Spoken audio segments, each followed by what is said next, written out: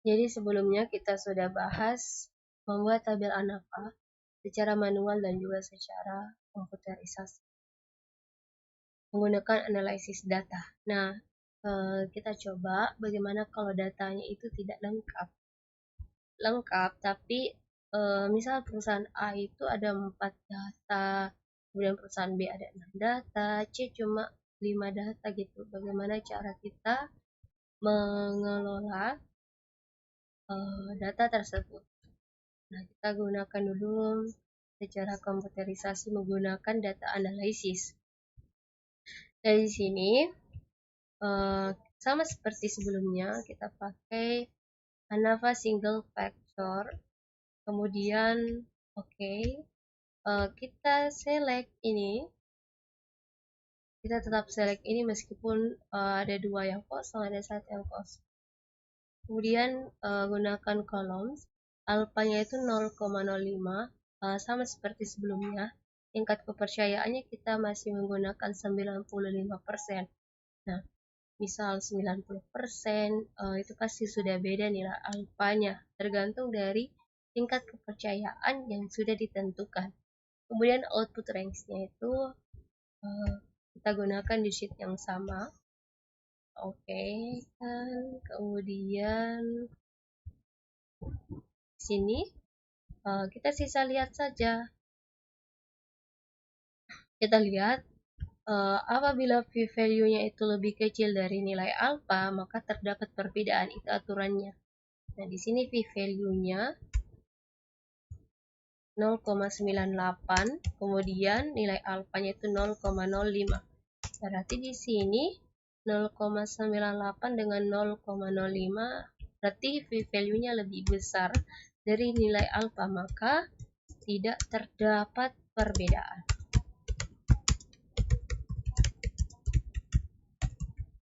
Nah, kita pakai lagi secara manual. Sama seperti sebelumnya, kita pangkat 2-kan masing-masing perusahaan, laba perusahaan. Misal di sini 16 pangkat 2, dapatnya 256. Kemudian kita jumlahkan, kita pakai sum.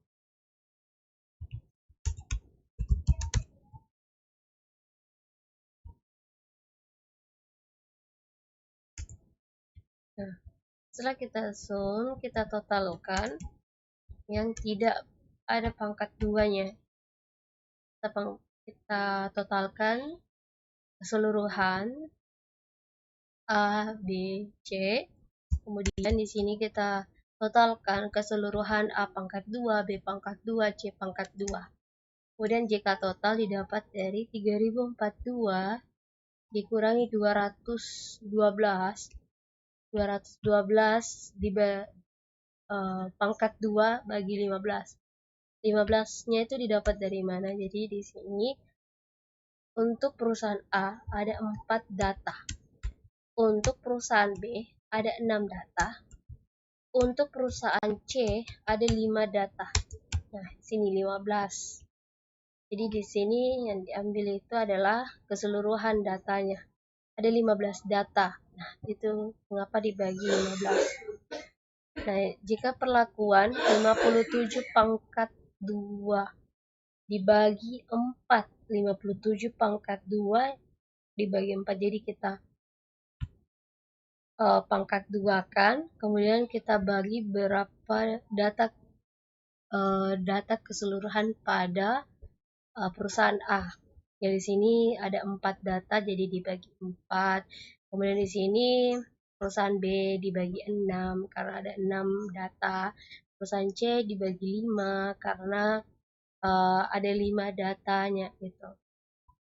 Kemudian kita kurangkan 212 pangkat 2 terus dibagi dengan 15. 15-nya tetap sama, dapat dari 4 tambah 6 ditambah dengan 5. Hasilnya 0,150. Kemudian JK galat, jika total dikurangi JK perlakuan. Jadi di sini JK galatnya itu 45,733 dikurangi 0,150, dapatnya 45,583. Kemudian kita buat tabel ANAFA secara manual, yaitu perlakuan. Perlakuannya itu ada tiga, yaitu jumlah data dikurangi 1. Jadi di sini ada 3 perusahaan. Nah, 3 perusahaan inilah yang kita kurangkan dengan 1, yaitu 2, dapatnya 2. Kemudian totalnya itu 3, kita pangkat. Totalnya itu 15. 15 itu didapat dari ini, keseluruhan data. 15 kita kurangkan 1, jadi dapat 14.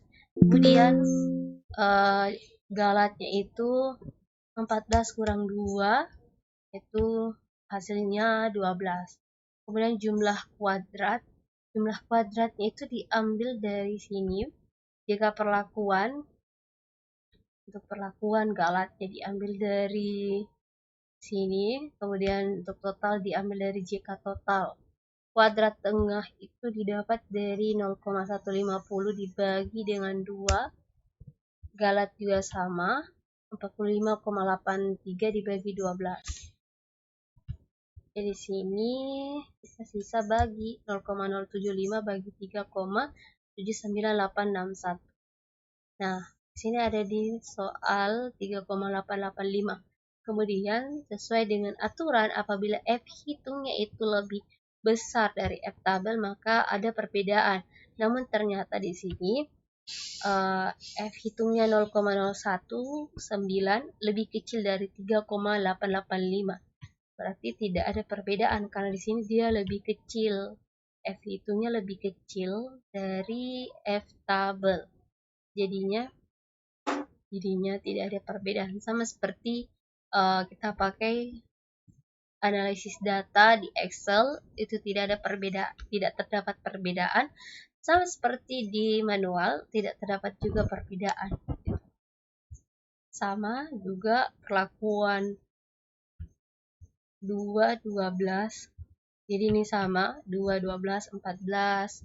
Kemudian 0,150, 45833, 45,733, 0,075, 3,79861, 0,019744, 3,885. Yang membedakan ini p-value-nya. Ini yang tidak ada di secara manual. Jadi saran saya sebagai penutup, untuk mengetahui apakah perhitungan kita itu sudah benar, kita gunakan 2 cara, yaitu cara komputerisasi dan juga cara manual. Nanti dibandingkan, apabila kesimpulannya sama, misal di sini tidak terdapat perbedaan secara manual dan juga secara komputerisasi, kemudian tabel ANAFA-nya sudah benar sama dengan ini, maka di sini kita bisa bandingkan gitu. Kalau misal sama berarti sudah benar gitu, sudah tepat jawabannya. Kembali lagi bagaimana kita membuat kesimpulan sesuai dengan soal yang diberikan. Mungkin itu